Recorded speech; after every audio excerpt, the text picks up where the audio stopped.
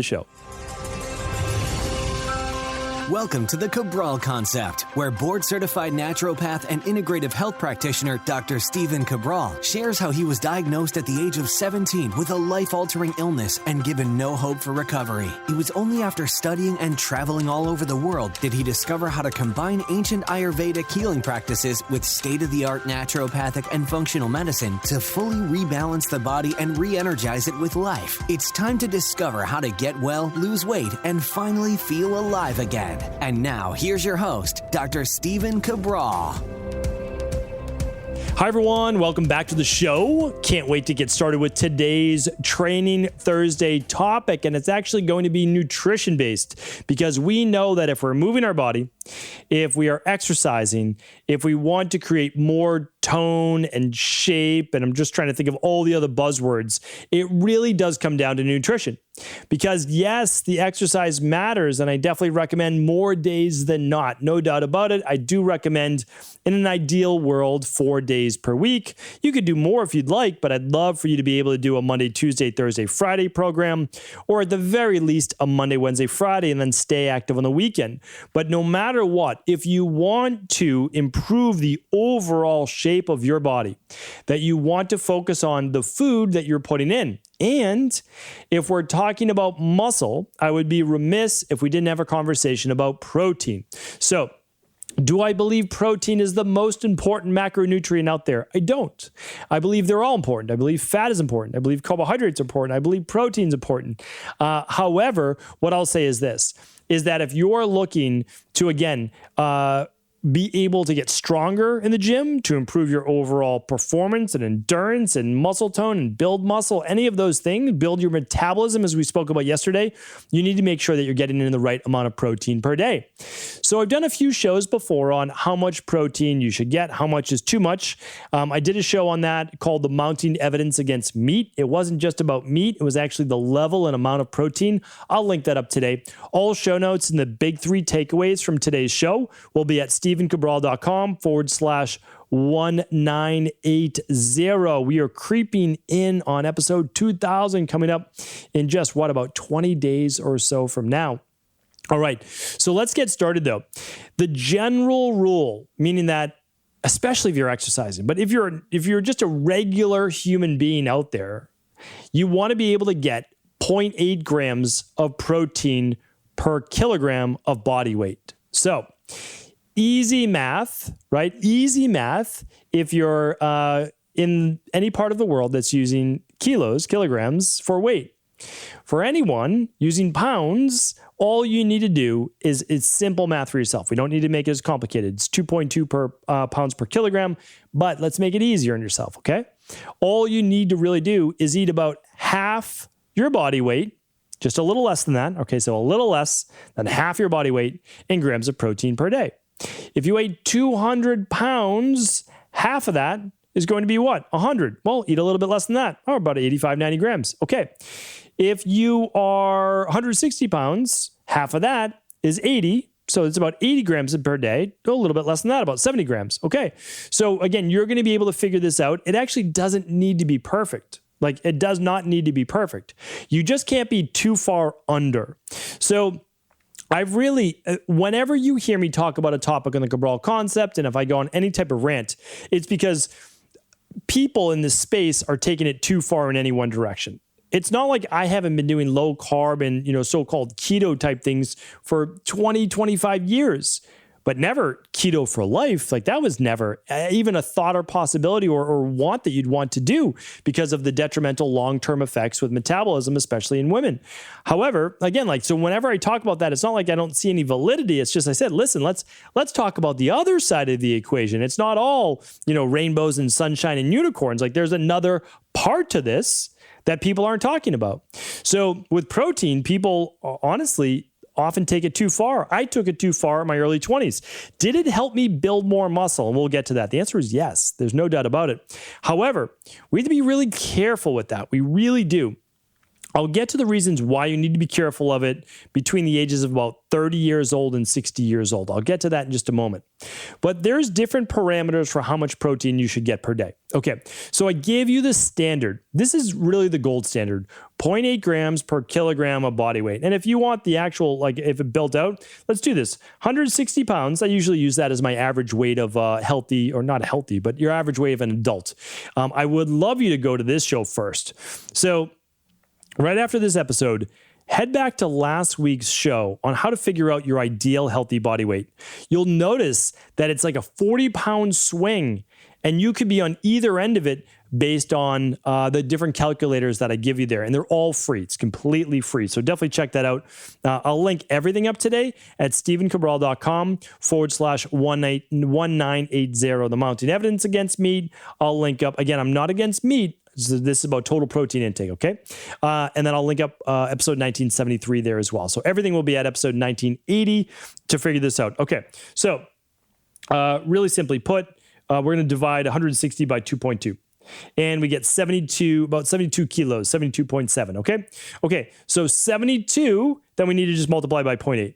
So this person would be about 60 grams of protein per day, 58 grams of protein, okay? So again, you're going a little bit lower, right? You're going lower on your protein, half your body weight plus, and then you're going lower than that. So you weigh 160 pounds, that's 80. What did I say? Well, about 70, right? 65, 70, and then that would be even a little bit on the more liberal side, which is fine. It really is. But you don't want to go below that, okay? So don't go below 0.8 grams per kilogram, and anybody can figure out their kilograms because they're literally just dividing by 2.2. Your weight divided by 2.2 on your iPhone calculator or whatever calculator you use. Really simple. Then you just literally press the multiplication symbol, the little X, and then 0.8. There you go.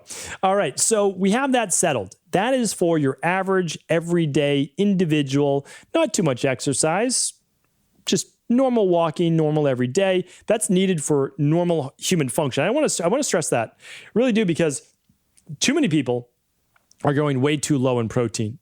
And again, your body's a super compensator.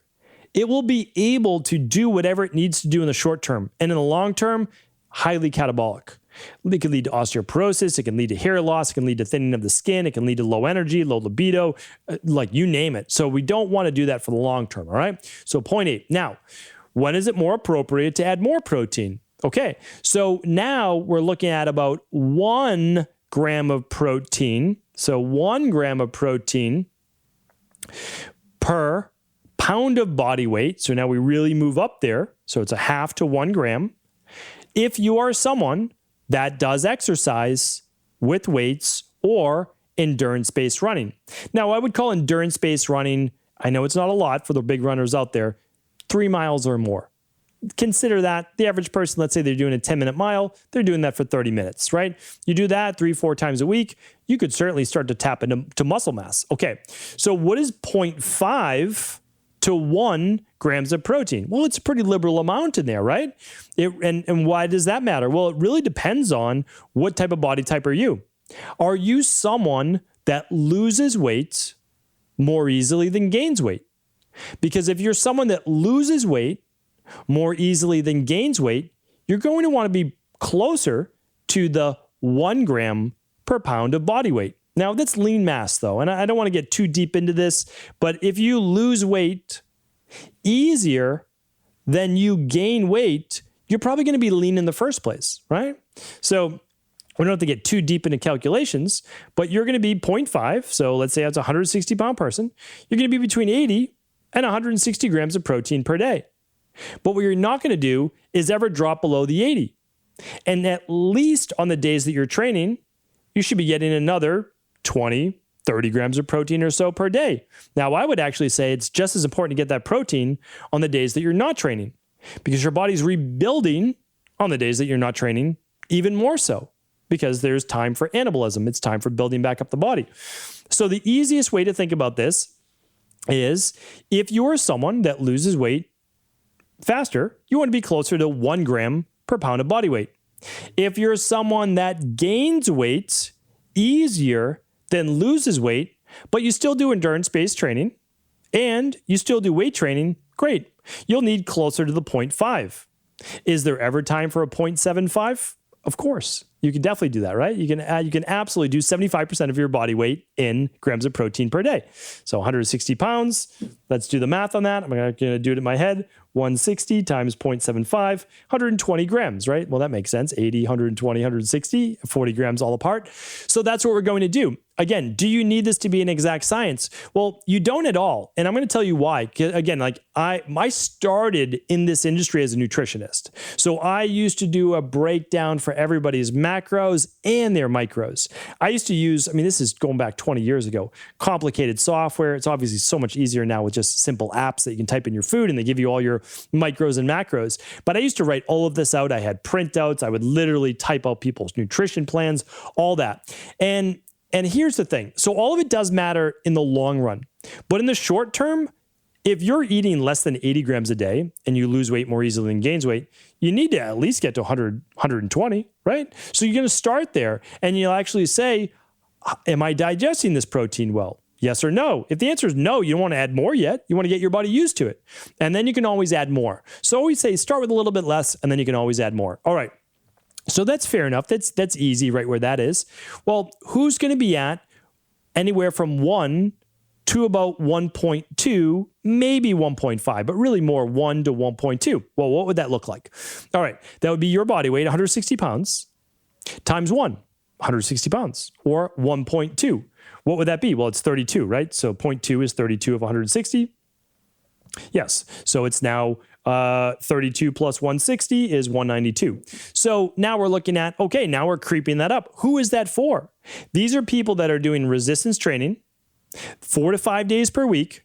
They're breaking down muscle tissue. It might be an athlete. So someone that is more of an endurance-based athlete, maybe they're a triathlon, their workouts might be 60 minutes or more longer. And it also would be someone that, again, is trending more towards not being able to recover from their workouts, maybe delayed onset muscle soreness, maybe they're not feeling as much energy, maybe they're not able to put on as much muscle. Okay, a good reason to eat at least your body weight in protein per day. All right. So again, not all of this is about health. It's actually about body transformation we're talking about today. And then I'm going to give you my little health disclaimer towards the end. Really important to look at that. All right. One more category. Is there ever a time to go 1.5 times your body weight? So now we're looking at 80. So 160, right? 160 pounds. Half that is 80. Plus your body weight, so 1.5. So we're just going to add 80. That's it. So we're at 240 grams of protein. So I'm just giving this also from personal stories as well. I started at about 160 pounds, 150 something pounds, and my goal was to get to 200 pounds. That's a lot of weight on my body. That's a lot of muscle in my body. I don't necessarily have the frame to be able to carry that, but it was a goal. I was 22 years old. I said, let's go for it. And that's what I did. Now, was I using nutritional supplements such as creatine and glutamine and 2 weight gain shakes per day? Yes, I absolutely was. I was doing a lot of natural-based things to gain that weight. Did I have nutrition knowledge able to do that? Yes. My protein per day was 275 grams of protein, upwards of 320. That was way too much protein. Not ideal. Not good for your kidneys, not good for my digestive tract, not good overall for health. But along with essential carbohydrate intake, because remember, if you're a hard gainer, carbohydrates are as important as protein, because your body will use protein to create carbs if it needs to. That's clinically proven. It will break down the amino acids to actually make carbohydrate-based fuel. So you might as well get your carbs if you're a hard gainer especially. But I'll tell you this, if you are someone that's really looking to bulk up, put on a lot of mass, and that's the main reason. It's really to just bulk up, put on much more muscle mass. This is when you may want to go 1.5 times body weight. Again, start at body weight. You don't need to go beyond that. Many people never need to, but you might decide to go higher on that. Many people never do, and I don't recommend it. I almost never recommend going above 1 times body weight in terms of pounds. I really don't, and here's why. So, right before I get to the why, I just want to show you, though, that I talked about never going above 20% of your calories in protein if you're worried about potentially cancer-based risk. Because there's a lot of good clinical research now that the more you put your body into an anabolic state, the more protein that you add, not carbs necessarily, not fat, although if you have dysregulated blood sugar, for sure, that can lead to cancer as well. There's so many factors for cancer. I mean, there's environmental toxins, there's heavy metals, there's all sorts of different things. So, but you just don't want to add fuel to the fire, and protein can do that because protein can raise mTOR, and I have a whole podcast on mTOR if you want to listen to that. It can raise IGF-1 levels, which is growth factor, so basically growth hormone, and insulin growth factor 1 technically. And all of that can increase tumor growth size as well. So we have to be really careful between the ages of 30 and 60 years old. I'll get to why in just a second. But if we look at it, if someone's eating 1,600 calories a day, 20% of their diet from protein is still 320 calories, and that's 80 grams of protein. So you can still get 80 grams of protein even on a 1,600 calorie a day diet. And if you're eating 2,000 calories a day, you can get 100 grams of protein, which is pretty fantastic. I mean, it really is. So if you look at that, that's 400 calories, 100 grams of protein. So you can still get plenty of protein in your diet, not go above the 20% mark, 25% if you're younger or you're more catabolic. But really, 1 out of 2 people by the year 2030 will get cancer in their lifetime. I just don't want to see it be you. We never know. Again, we never know because there's so many factors with cancer, but at least give yourself the best chance possible. Get your 7 to 9 servings of fruits and vegetables every day, which has been proven, the only thing proven to help try to fight cancers, those the flavonols, the antioxidants, all those great things, the phytonutrients in brightly colored fruits and veggies. So an example I want to give you, I always try to give you personal examples. I did that last week on the ideal body weight for each individual, and I showed you how my body weight is going to be different, for my body versus someone else's. But I eat about 2,700 calories per day. So if I look at that, about 100 grams, I eat about 100 grams of protein per day. Okay. So each and every day, I eat about 100 grams of protein, 2,700 calories pretty much per day. So I used to only eat about 60 grams of protein per day, but I found myself really becoming too thin, losing muscle mass, losing overall strength. And I didn't want that. I actually wanted to keep a little bit more muscle in the body, a little bit more strength. So if I look at my 100 grams out of my protein per day, it's only 400 calories. Out of 2,700 total calories for the day, it's only 14.8%. So if I wanted to stay under 20%, I could take 2,700 and I could, let's see here, I can multiply that by 0.2 and I get 540 calories. Okay. And then I divide that by 4 and I get 135. So if I wanted to, I could up my protein to 135 grams per day. Now, again, I'm satisfied. I'm happy being the weight that I am right now. I'm happy with the physique that I have right now. I'm looking just to be lean and in shape and lots of energy. And that's really what I want out of life now. That's where the stage that I'm at in my life. I get it no matter what stage you're in. Believe me, in my early 20s especially, I wanted to be big and muscular, and that's really the field that I was in, and it's what I was doing, and I mean, not overly big, but that was the shape I was looking to be in. So I get it, I understand it. Now I want to pull this full circle. During the years of 30 to 60 years old, especially, our higher level of protein intake could exacerbate cancer. I'm not going to say it's going to lead to it, but it could exacerbate it for sure. And after 60, 65 years old, believe it or not, our protein requirements actually go up a bit. And they go up a bit because we start to get into what's called the Vata stage of life. Kapha, Pitta, Vata. And when we get to Vata, we actually become more catabolic. We start to lose more muscle mass. And we have poor digestibility. It's at that point that we actually want to eat more easily digestible protein to be able to keep that precious muscle mass on, which really dictates our metabolism, a lot of our hormones, our fat burning, and so much more. So although it's very difficult to answer every single part of how much protein you should eat in one podcast, hopefully this was at least a good introduction. I'm going to link up other podcasts to listen to. And of course, I'm always happy to do follow-ups and answer your questions as well. Head on over to stevencabral.com/1980 for today's show notes and additional podcasts. And of course, do feel free to share this podcast with anyone else you believe it could serve. Take care. Really appreciate you tuning into the show today. And as a valued listener, I want to make sure that you know over at Equilife, we are giving away 500 bottles this week of our gluten and dairy support. This is one of our most popular enzymes, especially this time of the year, where you might be eating a little bit extra gluten or a little bit of dairy on those flex meals or cheat meals, and you want an enzyme that's going to help you break down those foods to a greater degree so that you get less or none of the bloating, gas, or distension that might come along with eating those foods. Plus, this is the perfect enzyme to help you digest beans and other plant-based proteins, since there's an extra enzyme in there called xylanase. This is the product you are looking for outdoor barbecues, fun with friends, or maybe some outdoor cheats, or again, if you've been sneaking a little bit more gluten and dairy into your diet. It's the perfect enzyme to pair with the daily digestive enzyme and can add that much more support when you're eating beans, plant-based proteins, dairy, or gluten. Take advantage of this complimentary offer, your free bottle while supplies last, over at equa.life with qualifying orders. Head on over to equi.life for your free bottle of gluten and dairy support.